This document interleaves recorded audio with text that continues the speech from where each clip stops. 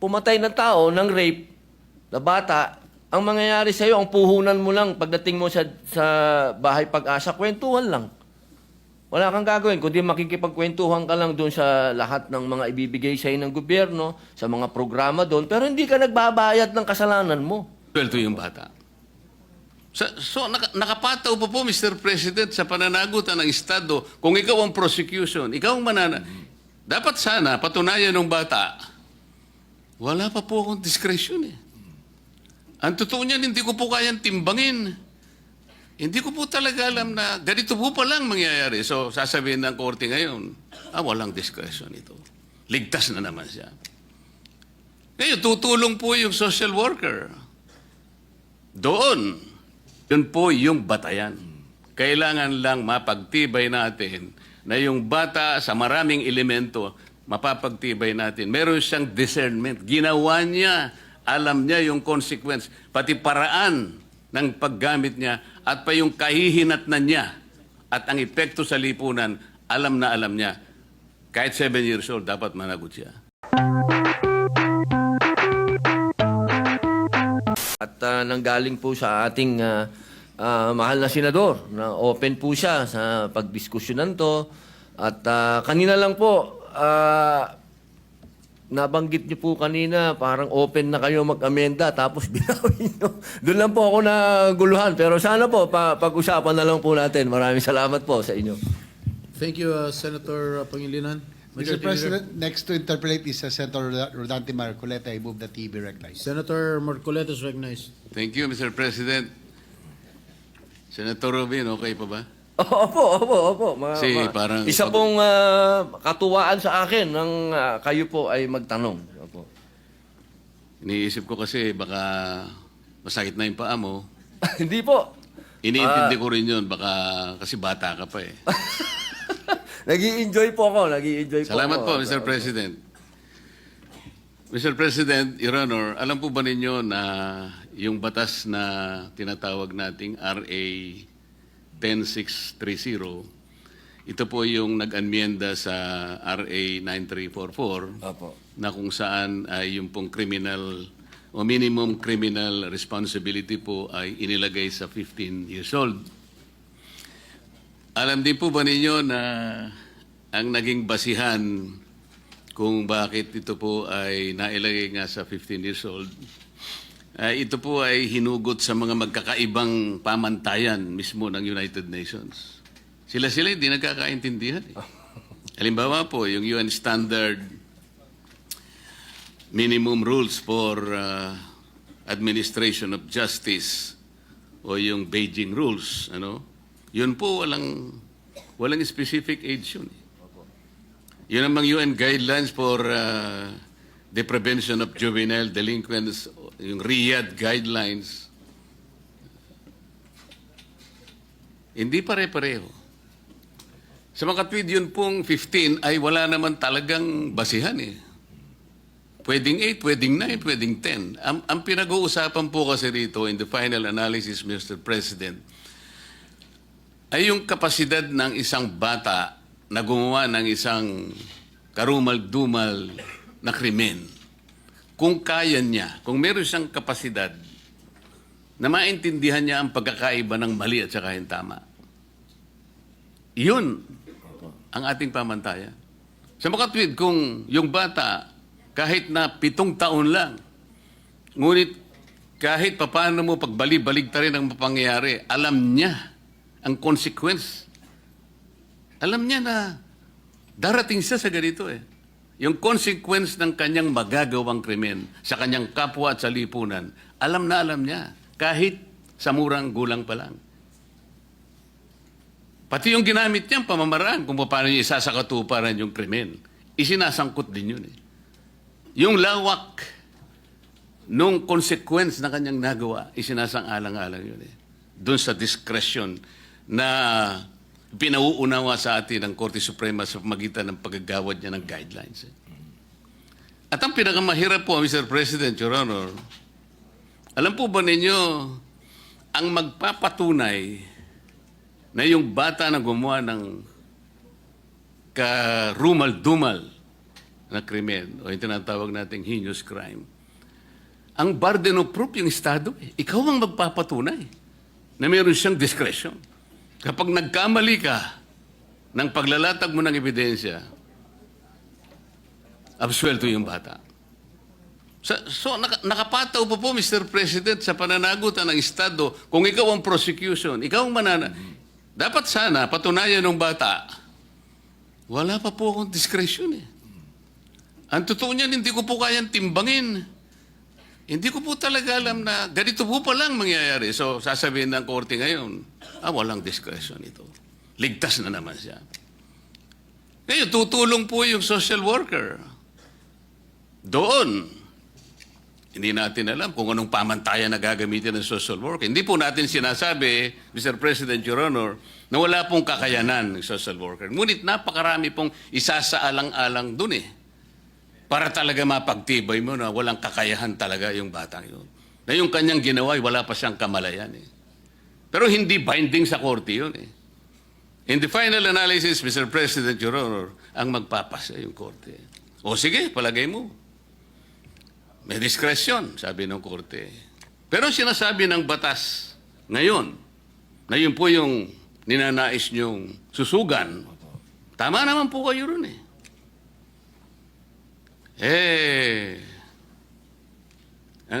Ang sinasabi po niya kasi ron eh, kailangan makilala natin kung anong mga consequences. Napakahirap nun eh. At pagkatapos, sige, napagtibay na. Hindi po ako naniniwala yung batas sa ngayon ay sapat para dun sa consequence na nagawa ng bata. Napatunayan na, may discretion eh. O sinabi ng batas, sige, mandatorily you will be confined at the bahay pag-asa. Pati nandun eh. Pero yung pong bahay pag-asa, rehabilitative po yun eh.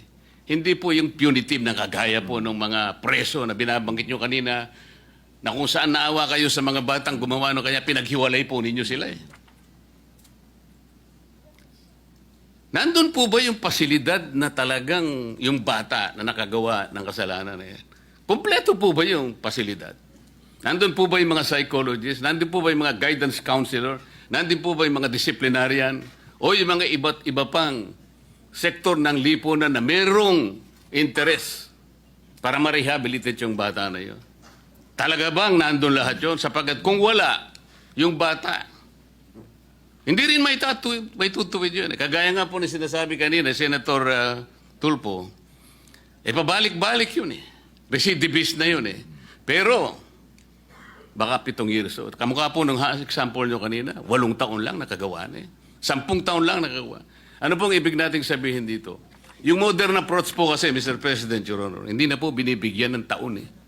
Ang importante, kailangan po makita natin na yung bata, irrespective of the age, meron na siyang discernment. Yun po yung batayan. Kailangan lang mapagtibay natin na yung bata sa maraming elemento, mapapagtibay natin. Meron siyang discernment. Ginawa niya, alam niya yung consequence, pati paraan ng paggamit niya at pa yung kahihinatnan niya at ang epekto sa lipunan, alam niya. Kahit 7 years old, dapat managot siya. Mr. President, kayo po ba'y naniniwala na dapat ganun ang approach natin? Mr. President, Your Honor. Opo. Yan po talaga ang buong-buo po nating paniwala. Katulad po ng nabanggit ko kanina sa amin pong patron.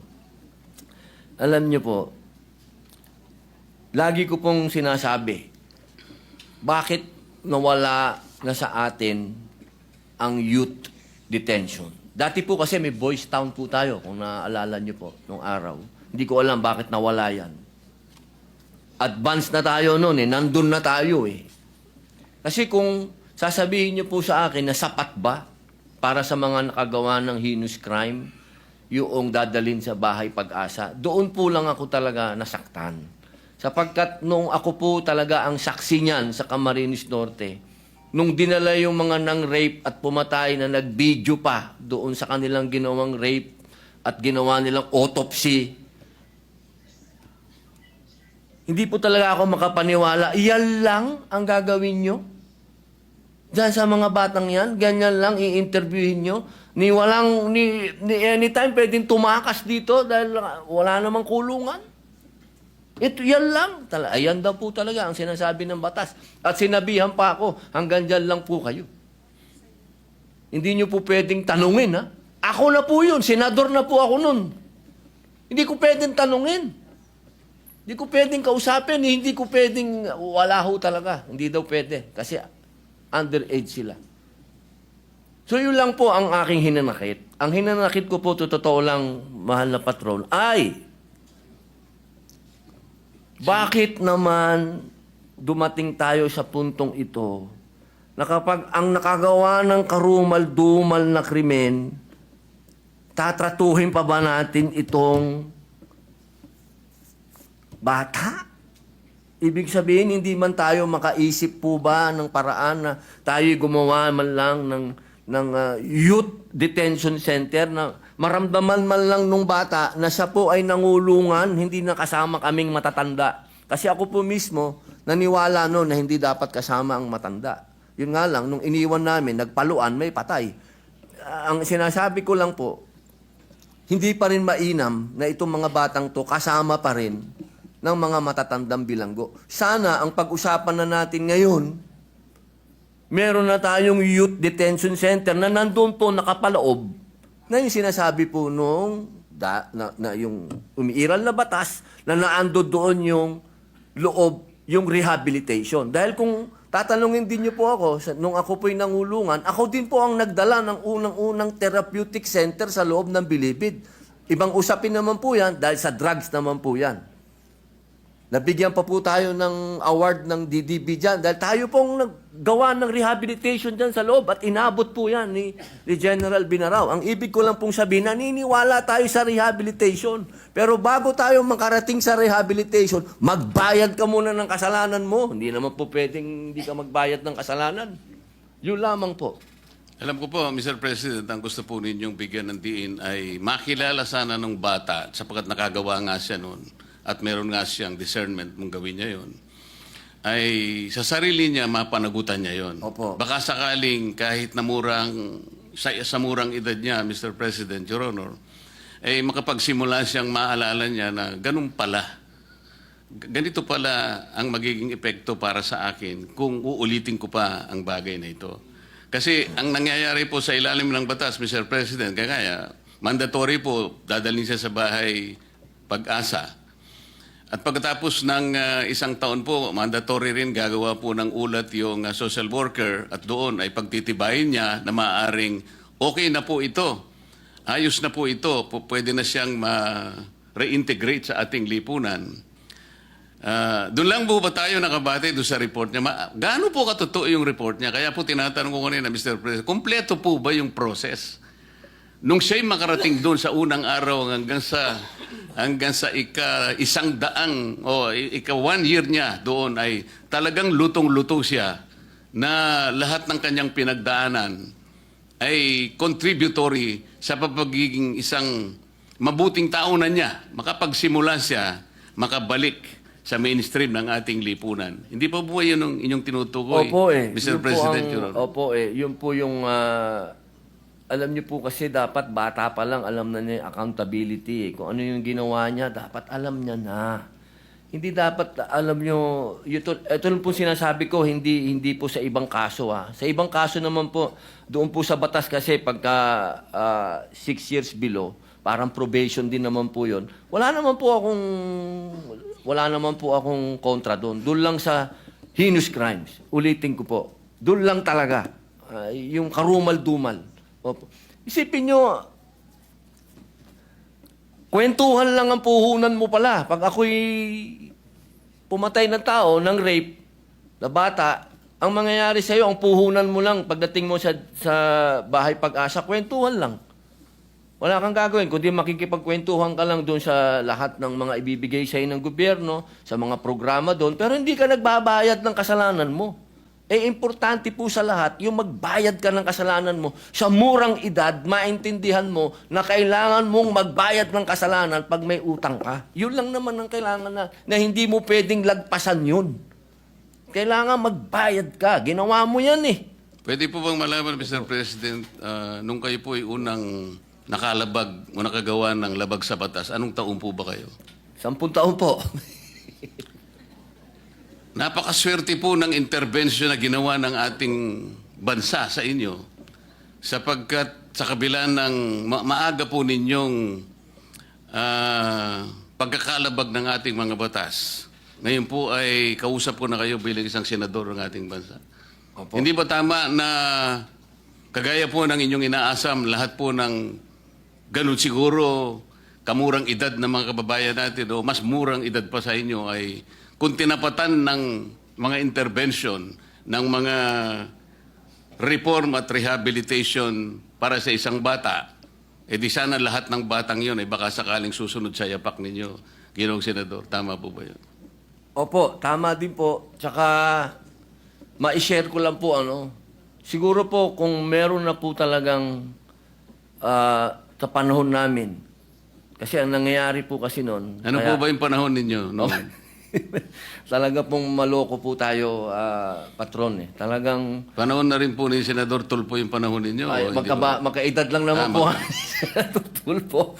Pero talaga pong, meron naman po akong biography eh. Pag nabasa po nila yon, makikita po nila talagang na-involve po tayo sa murang edad.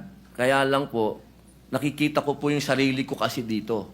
Kung nung murang edad, ako po yung nadisiplina na, baka hindi na po ako nakulong. Ang nangyari lang po kasi, dahil nung araw, dahil ako po yung anak ng gobernador, siyempre po, pag nakagawa ka ng kasalanan, para ka na rin may batas na, anak ni gobernador yan, wag nyo nang pakialaman. Ganun po ang nangyayari. Kaya habang ikaw ay nakalulusot, hanggang sa naging bata ka ng presidente nung araw, si Robin Padilla, bata yan ni Fidel Ramos, wag niyong galawin.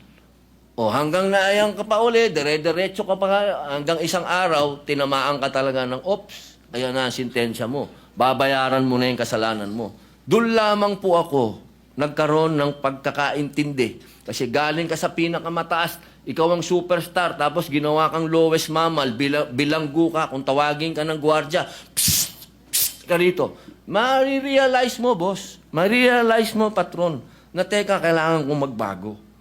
Kasi pag hindi ako nagbago, ayaw kong tumagal dito sa kulungan. Yun lang naman po kasi yung tamang paraan ng rehabilitasyon.